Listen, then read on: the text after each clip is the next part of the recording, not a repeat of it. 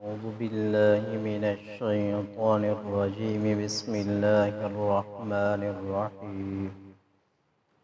لتجدن أشد الناس عداوة للذين آمنوا اليهود والذين أشركوا ولتجدن أقربهم مودة للذين آمنوا الذين قالوا إنا نصارى ذلك بأن منهم قسيسين ورهبانا وأنهم لا يستكبرون. سورۃ مائدہ آیت نمبر 82.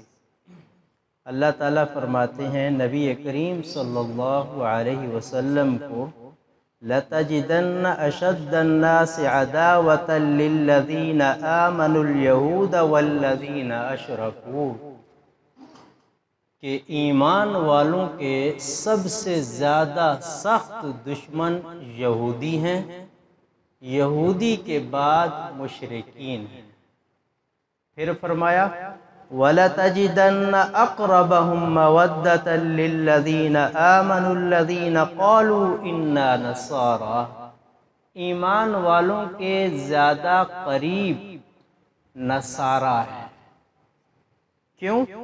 ذَلِكَ بِأَنَّ مِنْهُمْ قِسِّيسِينَ ان جماعت کے اندر علماء ہیں جو انجیل سمجھتے ہیں، رہبان اس میں رہبانیت اختیار کرنے والے ہیں، وَأَنَّهُمْ لَا يَسْتَكْبِرُونَ اور یہ تکبر نہیں کرتے.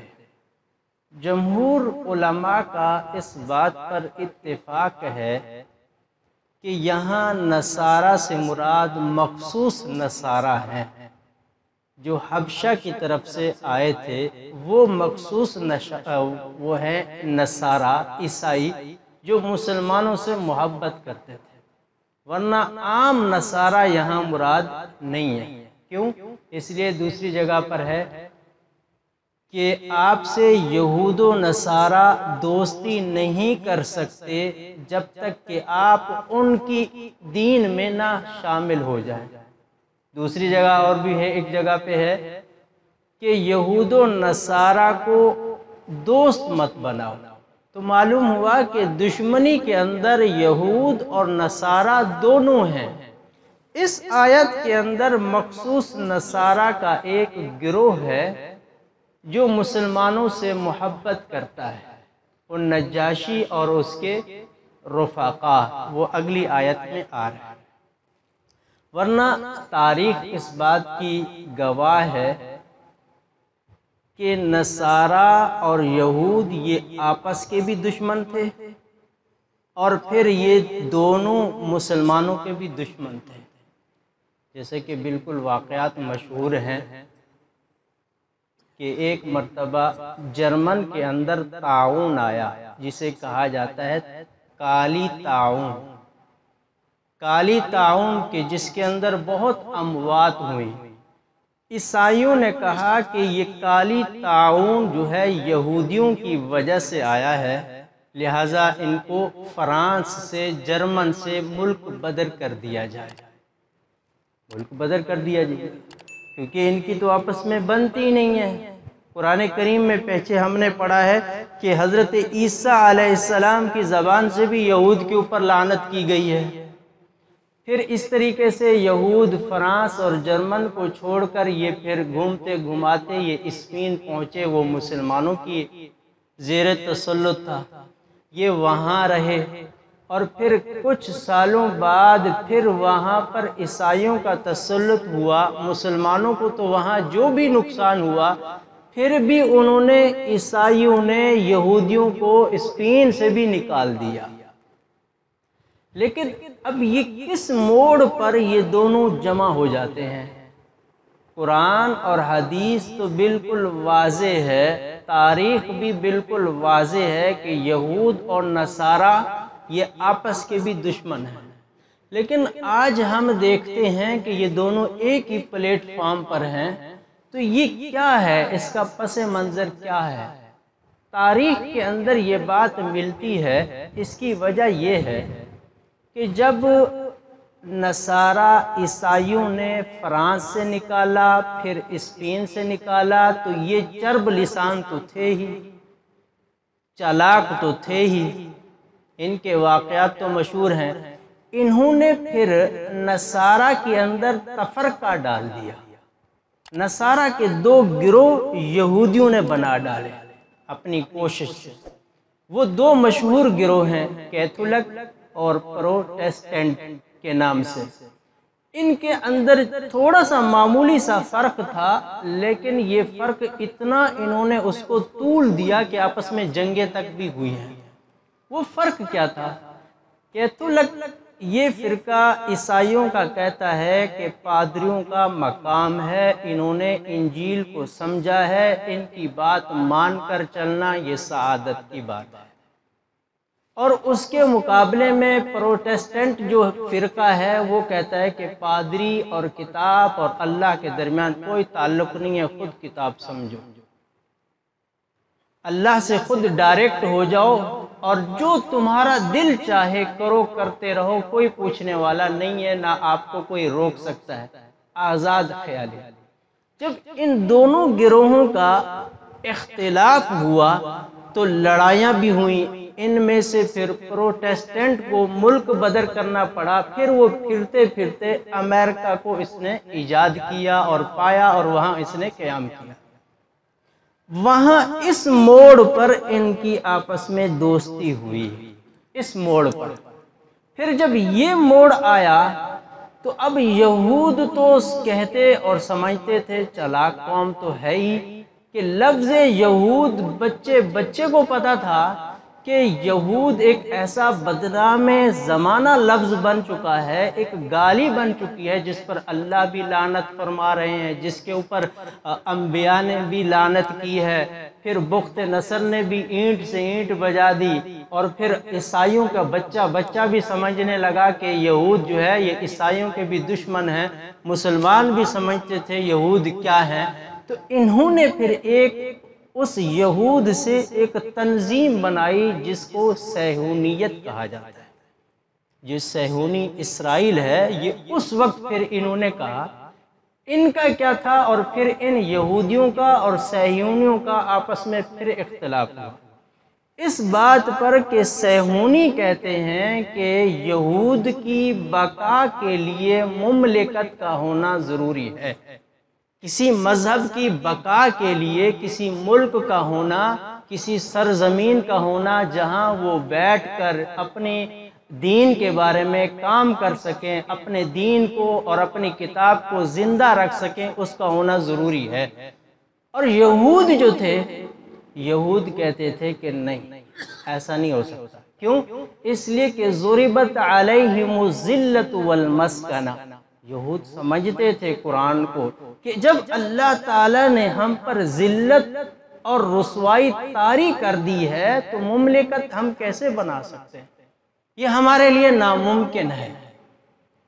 تو انہوں نے بڑھ چڑھ کر اس صہیونیت کی، اسرائیل مملکت اسرائیل صہیونی کی بڑھ چڑھ کر مخالفت کی، جس کو کہا جاتا ہے حاخام۔ حاخام یہ عبرانی لفظ ہے۔ حاخام کہتے ہیں، جیسے ہم کہتے ہیں نا عالم دین، ایک مفتی کو، ایک شیخ الحدیث کو جو دین کے بارے میں سمجھتے ہوں، تو یہودیت کے اندر حاخام اس کو کہتے ہیں جو تورات کو اچھے طریقے سے سمجھتے ہوں، تورات کو اچھے طریقے سے سمجھتے ہوں اور تورات کی پیروی بھی کرتے ہوں۔ آپ نے دیکھا ہوگا کہ وہ یہودی جن کے یہ جو ہے بال ہیں ایک طرف سے لٹک رہے ہوتے ہیں اور بڑی بڑی ٹوپیاں پہنی ہوئی ہوتی ہیں، یہ حاخام ہوتے ہیں۔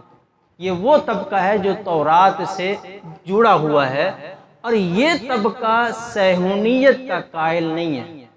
برملا کہتے ہیں کہ صہیونی الصہیونیہ غیر الیہودیہ، کہ صہیونی جو ہیں یہ یہودی نہیں ہیں، باقاعدہ وہ اس کے لیے برملا اعلان بھی کرتے ہیں۔ وہ کہتے ہیں کہ ایسا ہو ہی نہیں سکتا کہ اسرائیل صہیونی کا مملکت بنانا یہ خدا سے جنگ کرنا ہے۔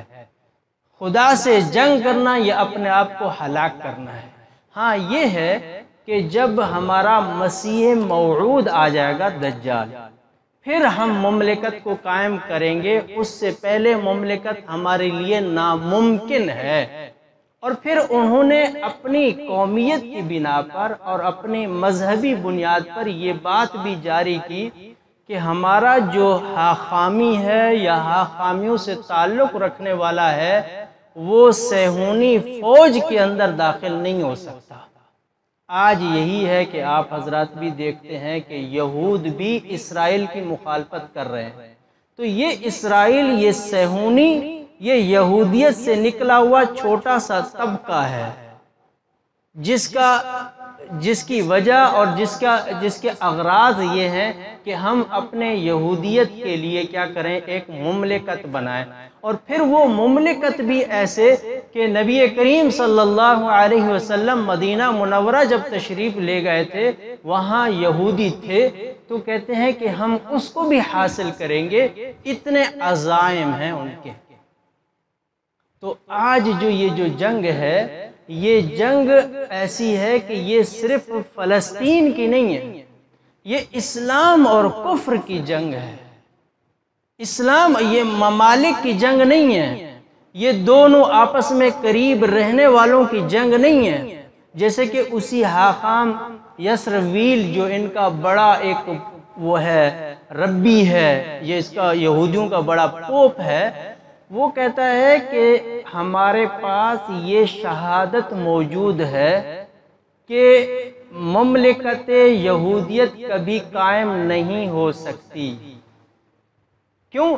دلیل یہ ہے کہ دیکھیں صدیوں سے ہم در بدر گھوم رہے ہیں، اور کچھ کس ملک میں ہیں، کچھ کسی اور ملک میں ہیں، ہم رہ رہے ہیں، اور ایسے ہی ہم منتشر رہیں گے۔ یہ اللہ تعالیٰ کی ہم سے ناراضگی کی ایک سزا ہے، اور وہ اس کی تلافی ہم کر رہے ہیں، اور کرتے رہیں گے کہ مسیح موعود دجال آ جائے گا، وہ ہمیں پھر یک جا کرے گا، پھر ایک لڑائی ہوگی، پھر ایک وہ عالمی معاملہ ہے جو وہ چلے گا۔ تو آج ہم نے یہ جو اسلام اور کفر کی جو لڑائی ہے، ہم نے اس میں کتنا حصہ لیا ہے، یاد رہے، ورنہ وہ فلسطینی بھی تو سودا کر سکتے تھے۔ کیا تھا اگر سودا کر لیں کہ فلسطین لے لو، ہمیں اس سے کوئی اچھی جگہ دے دو، دیتے، اور بھی بہت سے کچھ ہوتا، جیسے کہ بکنے والے بک جاتے ہیں، بک بھی چکے ہیں۔ لیکن وہ بیچارے 1948 سے لے کر 2023 تک اس انتظار میں رہے کہ ہمارے مسلم ممالک کچھ ایٹم بم بنا رہے ہیں، بنا لیں تو شاید کچھ ہماری مدد کریں۔ وہ اس وجہ سے تھے کہ کوئی اب مکہ ٹاور بنا رہا ہے، شاید مکہ ٹاور سے فارغ ہو تو ہماری طرف متوجہ ہو۔ کچھ اس وجہ سے کہ برج خلیفہ بنا رہے ہیں کہ جب برج خلیفہ سے فارغ ہو جائیں گے، ہم مسلمان ہیں، بھائی ہیں، تو یہ ہمارا ساتھ دیں گے۔ آج حالت یہ ہے کہ عرب کے اوپر بین الاقوامی سطح پر یقین نہیں کر رہا، عوامی سطح کی بات نہیں کر رہا۔ اب اس کو پتہ ہے، ایک ملک کو پتہ ہے میں آگے جاتا ہوں، میرے پیچھے دوسرا عربی نہیں ہوگا، اور پس وہ رہے ہیں۔ تو بحیثیت مسلمان کے ہمارے اوپر یہ فرض بنتا ہے اپنی حیثیت کے مطابق ملک فلسطین کا دفاع کرنا۔ وہ کیا ہے؟ وہ بالکل واضح ہے، مالی طور پر یہ ہے امداد کر سکتے ہیں، یا یہ ہے کہ یہود کی جو پروڈکٹ ہیں ان سے وہ بائیکاٹ کی صورت میں بھی ہم ان کی مدد کر سکتے ہیں، اور اس سے بڑھ کر دعاؤں کی صورت میں بھی، اور دعا بھی صرف رسمی نہیں، صرف دعا رسمی نہیں، اس طریقے سے دعا مانگنی چاہیے کہ جیسے اپنا خون ہسپتال میں موت اور زندگی کی کشمکش میں ہو تو جو کیفیت ہوتی ہے، اس وقت ہماری وہ کیفیت ہو، اور اس طریقے سے دعا مانگے، یہ ہے ہمارا حق۔ اور رسمی طور پہ یہ سارے قرارداد پیش کر دینا اور احتجاج اور ریلیاں نکال لینا اور بس بیان بازیاں کر لینا، یاد رہے کل قیامت کے دن فلسطینی بچے کے ہاتھ سے ہمارا گریبان چھوٹ نہیں سکے گا، چھوٹ نہیں سکے گا۔ جو یہ کہے گا اے میرا رب، میری کیا غلطی تھی، میں نے صرف میری یہی غلطی تھی کہ میں نے تیرا کلمہ پڑھا تھا، میری صرف یہی غلطی تھی کہ میں بیت المقدس کا محافظ بنا، بیت المقدس کو میں چاہتا تھا کہ یہ وہ سرزمین انبیاء ہے کہ بعض روایات میں آتا ہے کہ 4000 انبیاء کی قبریں بیت المقدس میں ہیں۔ اور آج ہی پھر دیکھیں ہمارے عیسائی برادری کو دیکھیں کہ پاکستان کے اندر ان کے چرچ کی اگر ایک اینٹ ہلا دی جائے تو بین الاقوامی سطح پر کوحرام مچ جاتا ہے۔ آسیہ ملونہ کا واقعہ ہمارے سامنے ہے، گوجرانوالا کا واقعہ ہمارے سامنے ہے۔ آج محلہ ناصرہ جہاں حضرت عیسیٰ علیہ السلام پیدا ہوئے اور وہاں بیت اللحم ان کا وہ عبادت خانہ چرچ جس پر آج یہودی بمباری کر رہا ہے، عیسائی برادری خاموش بیٹھی ہے، عیسائی برادری بالکل خاموش بیٹھی ہے۔ اور آج یہ ہے کہ عیسائی برادری کے ملکوں میں بھی ان کو پتہ نہیں ہے کہ ہمارے اوپر ہم عیسائی ہیں یا یہودی مسلط ہیں۔ اتنا وہ دماغ سے بالکل فارغ ہو چکے ہیں، یہود نے ان پر اتنا تسلط قائم کر لیا، اتنا ان کو اپنے ماتحت بنا دیا، ذہنی ارتداد میں ڈال دیا کہ آج ان کے ملکوں میں عیسائیوں کو بھی پتہ نہیں ہے کہ ہمارا یہ ملک عیسائیوں کا ہے یا یہودیوں کا ہے، کیونکہ ان کی چلتی نہیں ہے۔ آج اس واقعے سے پتہ چلتا ہے کہ یہودیت اتنا تیز، اتنا طرار ہے کہ اس نے عیسائیوں کو ایسا مدغم کر دیا اپنے اندر، ایسا ملا دیا کہ آج فرق بھی محسوس نہیں ہو رہا دنیا کو کہ عیسائی اور یہودیوں میں فرق کیا ہے۔ ورنہ ایک وقت تھا کہ فرانس کہتا تھا کہ جب تک ایک یہودی فرانس اور جرمن کے اندر رہے گا، ایک عیسائی کہتا تھا کہ جب تک ایک یہودی اسپین کے اندر رہے گا اس کی نوست پورے ملک پر آئے گی۔ آج چپ ہے۔ یہ لمحہ فکریہ ہے عیسائیوں کے لیے بھی، اور مسلمانوں کے اوپر بھی لازم ہے کہ اس چیز کو اجاگر کریں تاکہ ان کو بھی پتہ چلے کہ یہ کون ہے، اور ان کا بھی پھر آپس میں گتھم گتھا ہو۔ دعا ہے کہ اللہ تبارک و تعالیٰ قرآن سننے، سمجھنے، عمل کرنے کی توفیق عطا فرمائے۔ وآخر دعوانا الحمدللہ۔